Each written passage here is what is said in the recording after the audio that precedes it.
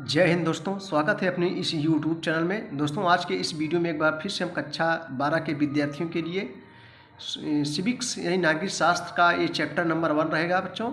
शीत युद्ध का दौर चैप्टर नंबर 1, इससे संबंधित जितने भी इम्पोर्टेंस क्वेश्चन हैं हम लोग देखेंगे बच्चों। यह जो है NCERT बुक से रहेगा और सभी विद्यार्थियों के लिए, सभी बोर्ड के विद्यार्थियों के लिए मोस्ट इम्पोर्टेंस रहेगा। तो आइए बच्चों देखते हैं। सबसे पहले समझेंगे बच्चों शीत युद्ध का दौर। शीत युद्ध किसे कहते हैं? कुछ बच्चे सोचते होंगे शीत माने ठंडी का युद्ध होगा। नहीं बच्चों, जो बच्चे विद्यालय नहीं जाते हैं वो भी देखें शीत युद्ध का दौर। यानी बच्चों शीत युद्ध किसे कहते हैं?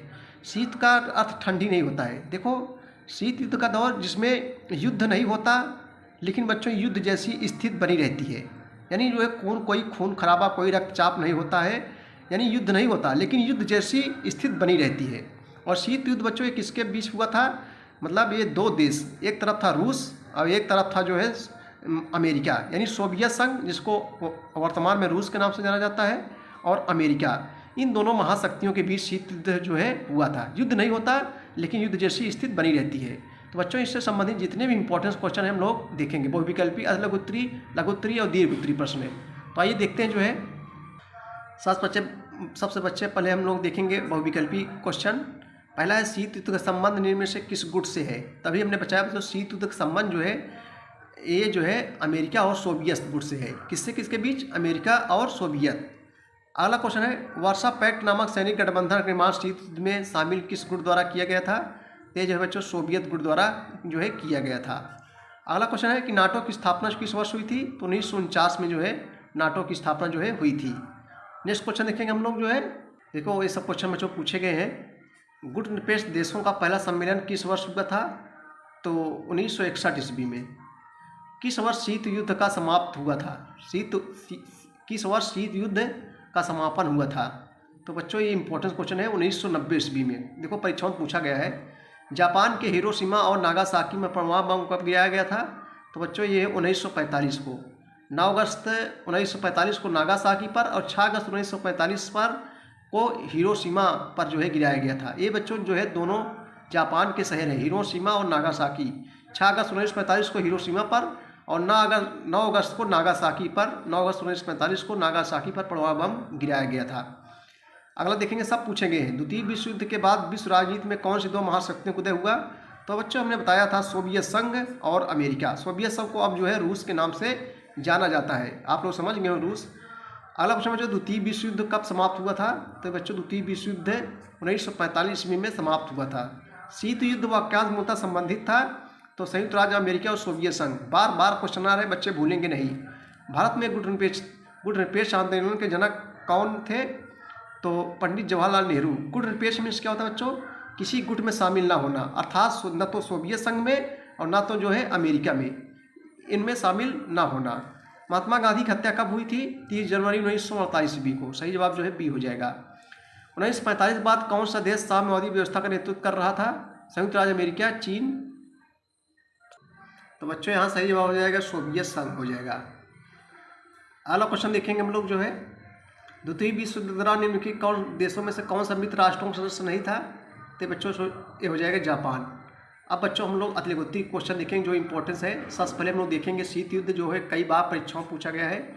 शीत युद्ध से क्या अभिप्राय है? अभी हमने बताया बच्चों कि शीत युद्ध से अभिप्राय दो राज्यों अमेरिका तथा सोवियत संघ के बीच व्याप्त उन कटु संबंधों के इतिहास से है जो तनाव, भय तथा ईर्ष्या पर आधारित थे। यानी युद्ध नहीं होते हैं लेकिन युद्ध जैसी स्थिति बनी रहती है।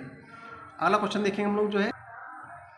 गुट निरपेक्ष देशों का प्रथम सम्मेलन कहाँ आयोजित हुआ था? अथवा गुट निरपेक्ष आंदोलन शिखर सम्मेलन कब और कहाँ संपन्न हुआ?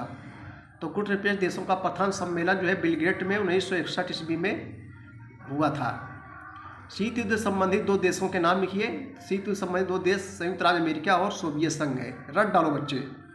अगला क्वेश्चन है गुट निरपेक्ष आंदोलन के संस्थापक राष्ट्रों के नाम बताइए। तो गुट निरपेक्ष आंदोलन के संस्थापक राष्ट्र है यूगोस्लाविया, भारत, मिस्र, इंडोनेशिया और घाना। मार्शल योजना क्या थी? तो यूरोप क्या बच्चों? यूरोप एक महाद्वीप है। यूरोप की आर्थिक स्थिति एवं पश्चिमी यूरोप के देशों को अपने पुनर्निर्माण हेतु अमेरिका ने अप्रैल 1948 में मार्शल योजना शुरू की तथा यह जो है 1952 तक जारी रही। मार्शल प्रणाली सहायता को प्रतिभागी राज्यों के बीच लगभग प्रति व्यक्ति के आधार पर जो है विभाजित किया गया था। अगला क्वेश्चन है 1945 के बाद विश्व व्यवस्था में दो विशेषताएं लिखिए। देखो 1945 में द्वितीय विश्व युद्ध की समाप्ति के बाद विश्व अमेरिका और सोवियत रूस के नेतृत्व वाले दो खेमों में बंट गया। ऐसे देश जो शीत युद्ध के प्रभाव से मुक्त रहना चाहते थे उन्होंने गुट निरपेक्षता की जो है नीति पर चलने का जो है निर्णय लिया। अपना भारत भी जो है गुट निरपेक्ष था। समझ रहे बच्चे। अगला क्वेश्चन देखेंगे हम लोग। अब बच्चों हम लोग जो है लघुत्तरी क्वेश्चन देखेंगे जो 5 नंबर का आता है। तो आइए देखते हैं जो है। देखो बच्चों ये लघुत्तरी क्वेश्चन बहुत ही इम्पोर्टेंस है। महाशक्तियाँ छोटे देशों के साथ सैन्य गठबंधन क्यों रखती थी? 3 कारण बताइए। अथवा छोटे देश महाशक्तियों के लिए महत्वपूर्ण तथा आवश्यक थे, कारण बताइए। शीत युद्ध के दौरान महाशक्ति द्वारा छोटे देशों को अपने गुट में बनाए रखने के किन्हीं 2 उपायों को व्याख्या कीजिए। कई वर्षों परीक्षाओं में पूछा जा रहा है। तो अथवा करके बच्चों देखे चाहे इसको इसमें से एक करना है। देखो हम लोग उत्तर देखेंगे। महाशक्तियाँ निम्न कारणों से छोटे देशों के साथ सैन्य गठबंधन, सैन्य मीन्स होता है सैनिक गठबंधन रखती थी। नंबर 1, महाशक्तियाँ छोटे देशों के साथ सैन्य गठबंधन इसलिए रखती थी ताकि इन देशों से वे अपने हथियार और सेना का संचालन कर सकें। समझ रहे बच्चे। नंबर 2, महाशक्तियाँ छोटे देशों में सैनिक ठिकाने बनाकर दुश्मन देश की जो है जासूसी करती थी। नंबर 3, छोटे देश सैन्य गठबंधन के अंतर्गत आने वाले सैनिकों को जो है अपने खर्चे पर अपने देश में रखते थे, जिससे महाशक्तियों पर आर्थिक दबाव कम पड़ता था।